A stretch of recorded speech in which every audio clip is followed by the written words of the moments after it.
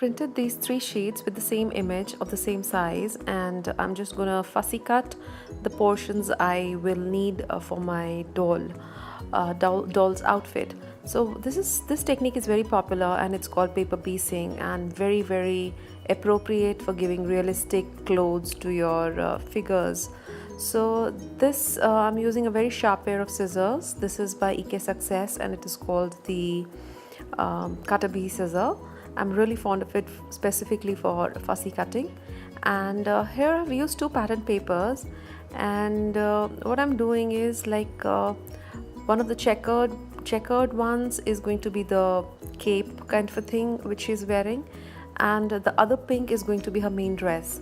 So I'll cut it nicely, and once that is done, I'll get back and I'll explain what is it and how do we go about the next process.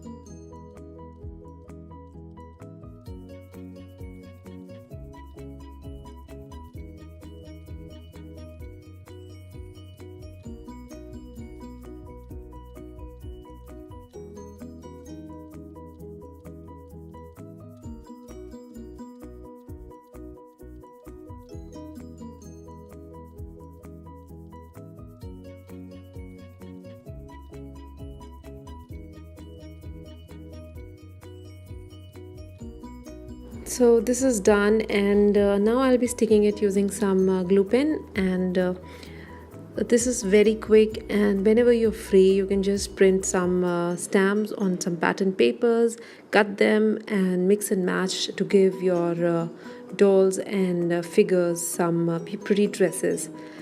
So doing this and placing them at the right place, it is like a puzzle, and they just fit in so nicely if you cut them properly. So the base image is very helpful for you to guide for you, and it is just very quick. So next I wanted to use some of my Copic markers, and for that I just picked 2 shades of browns for the skin and some colors for the other areas of the figure. So basically just scribbling it and not doing any major Copic coloring. This is very quick, and by using some darker brown, I'm coloring her boots. This is very cute and quick. I used a shade of grey to color her shorts under her frock. Wanted to keep it white, and now I'm just referencing my color shade chart and picking the brown for her hat. So I have picked E35, and this is the lightest color of the browns, then E23, and then the last one is E57. So this gives the hat a little shine and curve, because the way you color your image you can achieve any look. So the cap has to be a little circular, and I am using similar strokes to color it. So the darker areas I'm just putting the darker shades and not really bothering about the first shade of brown. So this goes very nicely and quickly, and you can basically color it with your zig, with your Copics, with watercolors, because it's very minimum coloring. Then I just went off the line, so I'm using my colorless blender to remove that stain, and I just wanted to color the band around her hat, but then decided to do a little tiny piece of paper piecing again. So I'm trimming that little piece, pink piece, and sticking it with my Martha Stewart glue pen. This is excellent to be used at smaller areas. I also pick up my pieces with a tweezer, which gives me the freedom to see a line and then place the piece.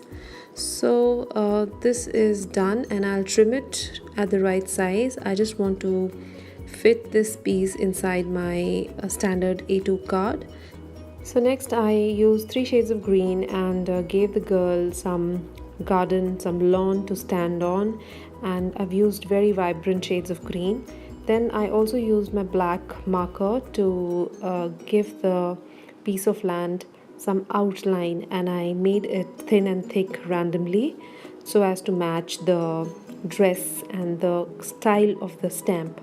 So then next I colored the remaining areas very quickly with some shades of Copics, and this is it. This is how my card looks, and the stamps at Gracie's Etsy store are simply amazing, and I recommend it that you all should go and check and download the images. They give you so much of versatility, and you're just free to size it, flip it, and basically you can do all other techniques. So thank you so much for watching, and I hope you like this simple, quick, old technique which I revisited, and you will leave some love for me, and you will subscribe to my channel. So thank you so much. Stay blessed and see you soon. Bye bye. Take care.